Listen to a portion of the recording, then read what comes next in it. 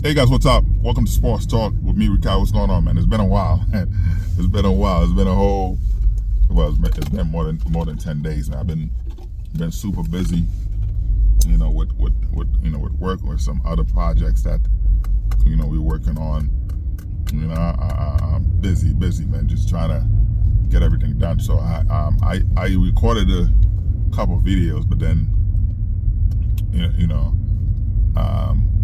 for the podcast, but then I saw them on ESPN. I saw them on NFL Network because of my delays. So then being that someone they were already reported, so I didn't feel the need to report on them. And being that again I had the first hand on information for so which is what we try to do here, report stuff first. But so when I saw that there were, while I was I was driving to work, to my office, and then I saw a couple of stuff on and I was like, all right, let me not post that. So I didn't post them, and so I ended up just deleted them and stuff like that. And then and I post a couple other stuff that I didn't post. I think connection, I don't know, but anyway, so it's been a while, and I'm gonna try to see maybe if I can post maybe maybe every 2 weeks or whatever, because I'm gonna be super busy with a lot of stuff. So the podcast, we're gonna find a way to get it done, to make sure that we can post. But anyway, man, this Giannis Antetokounmpo been in the league since 2013, when he came in to the league, drafted by the Milwaukee Bucks. The owner, they won a championship there, but many people say, well, they won. It's similar to like Boston when they won that they won the championship this year. The competition wasn't as great, injuries, whatever. At the end of the day, he's a champion. He has a ring. He's a champion. So that's all that matters, right? The owner, the previous owner, sold the team to the current ownership, which the loyalty is not the same. With Giannis, right? He was unhappy with the coaching staff. Doc River was an advisor to the coach. This owner hired Doc River to be there to mentor the head coach, who ended up, they told him, hey, we're gonna fire the coach and you're gonna take over, because Giannis wanted to be traded at that point, because they weren't winning, and defensively, it was a big part. You trade players. You let Drew Holiday go. Drew Holiday was the heart of that team. People don't understand that. Yes, Giannis averaged, been in the league since 2013, averaged 24 points, to game. If you need him to give you 40 on any given night, he can give that to you. He's a defensive nightmare. So and then also he's in terms of, he's a bucket. When you need to get buckets, this is what he does. But he can't do it alone. So, but when you let Drew Holiday was the second on the team in terms of not just the points, but the defensive presence that he had. But when you trade Drew Holiday, the heart of the team was gone, right? You traded Drew Holiday, the heart of the team was gone once they did that, right? And that was big. You bring in Dame Lillard. Dame was a great player, right? Dame Lillard was a great player. I'm not saying he's not a good player now, but he's old. The what he used to do back then is not the same. Dame Lillard was Dame was not a Dame doesn't play defense. It's easy for him to drop 30 points, give you 30 points, right? It was easy for him to do that on any given night. And when the other team would drop 40, he would drop 50, whatever, and that would help. But as you see, the game is changing, right? The game is changing. Yes, you could score 120 points. Can you stop the other team from also scoring 120? The game has evolved where everybody's doing, everybody's getting better. Teams are getting better. So it's an offensive game, but you also got to play defense. You got to play the chess piece with the team, with your opponent, to keep them. And Milwaukee's not currently constructed. They're not that team yet. He can't give you the same, what he could. I thought that the trade, he traded with Jrue Holiday. Now Milwaukee Bucks fans see the importance of Jrue Holiday. They used to trash him, say, well, he's not this, he's not that. He can't give you, 30 points a game like Dame Lillard can. But what I didn't understand was that in terms of that defensive presence. You see what he's doing. You see what he did in the Olympic, right? And this Olympics, you see what he did with Boston winning their championship. You see what he's doing now this season and so on. So which is a big void for them, not having that defensive presence. So only person that's putting a lot of pressure on Giannis to be able to score, which is the same thing. Like when you look at LeBron in his prime, LeBron's still in his prime in a way. When you look at LeBron in his prime, what he was able to do, right? What he was able to do, he's running the floor as a floor general, offense, defense, rebound, assists, blocks, whatever it is you need him to do. To do that, Giannis can't do all of that. You know what I mean? Giannis can't. So now his focus is on scoring now for the team to win, because nobody is giving you that 30, 40 points you need, right? So so he has to step up to give you 40, 30 something every night, because you need that. The defensive part is lax, so they're not doing it. Then he has to run back on defense, which is a lot to ask him to do. And when you have Dame Lillard, who doesn't play defense, and he's not scoring as much like he used to do with Portland, so this is a whole different player altogether. So now looking at that, looking at the chemistry with the team, looking the demands, he's looking at it with Doc Rivers' team. They're underperforming, and he doesn't want to be just mediocre team. He doesn't want to do that.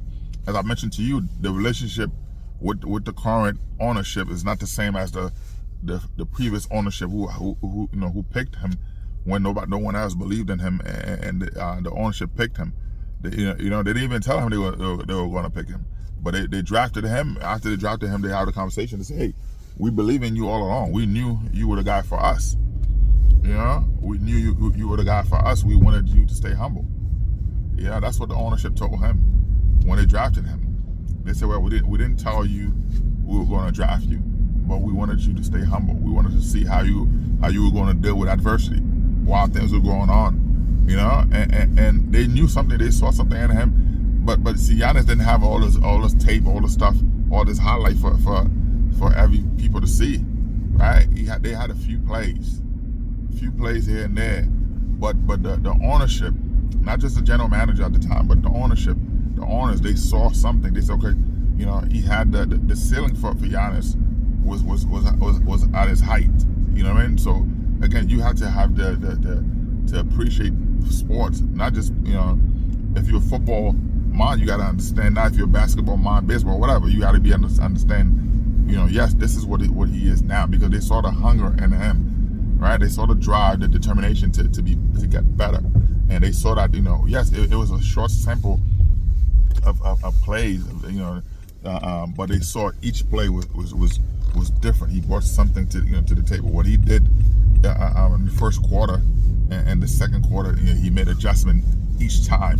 So that was something that the previous ownership of the Bucks, Milwaukee Bucks, saw in Giannis and said, hey, we would love to have Giannis as part of that that team. But again, they didn't tell the world what they were doing. They didn't tell him what they were doing. They said, we're gonna play it out. If he's there, we're gonna pick him, and he was there, so he was picked.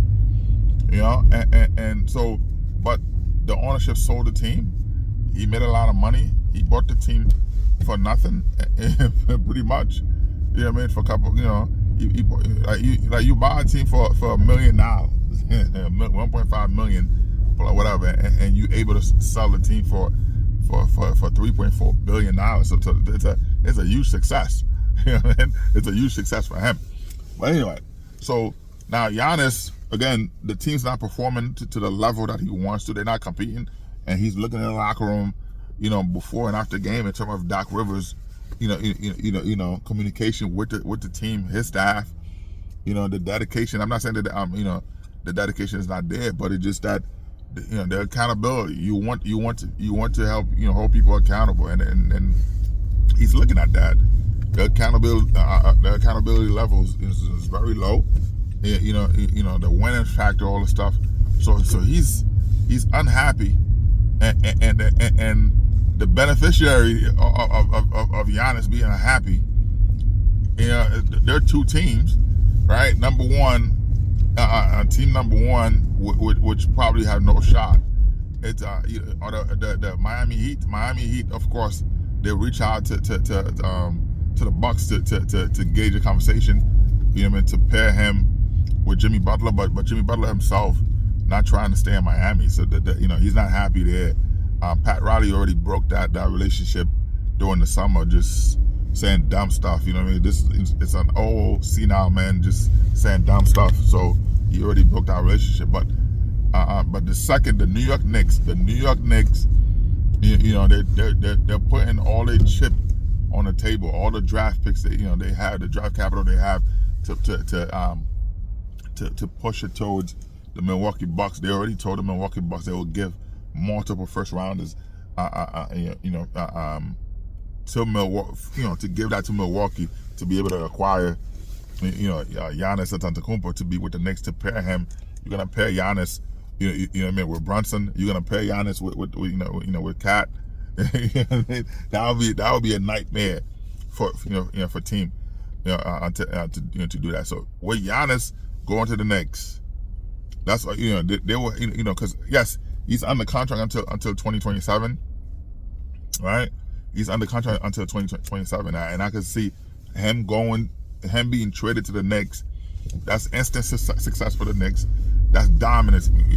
Remember when the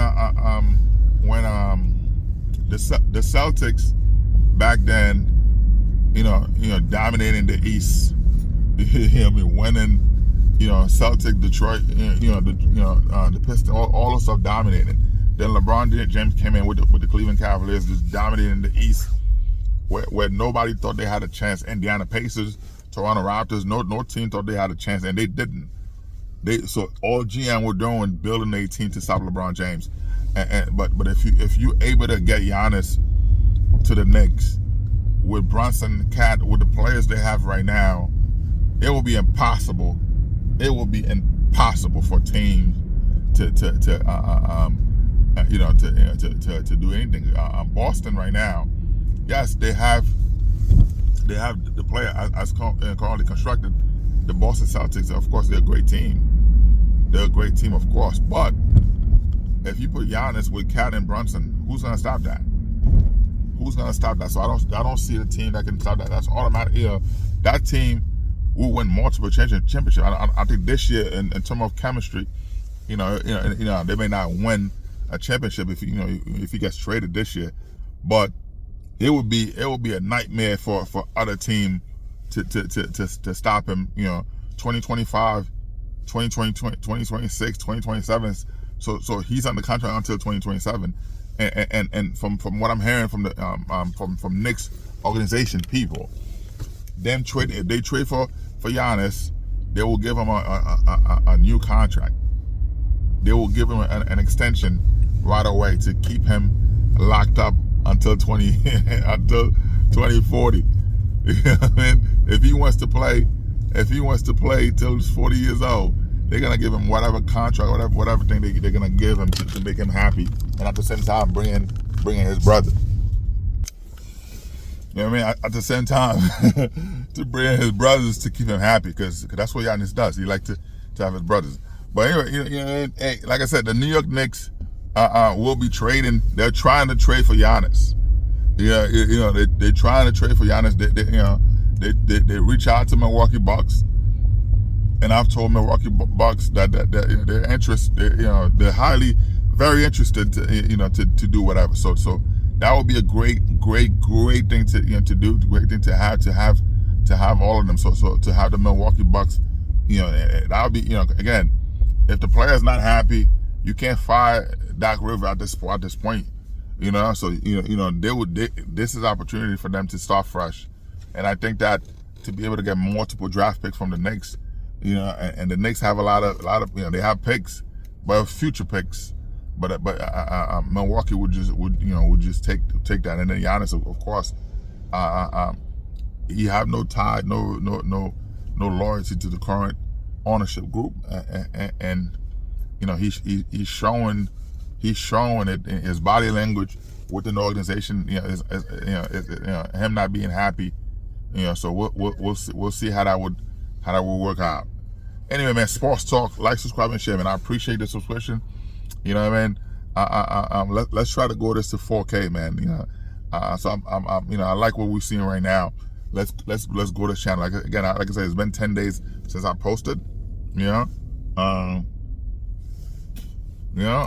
10 days since I posted. I've been super busy.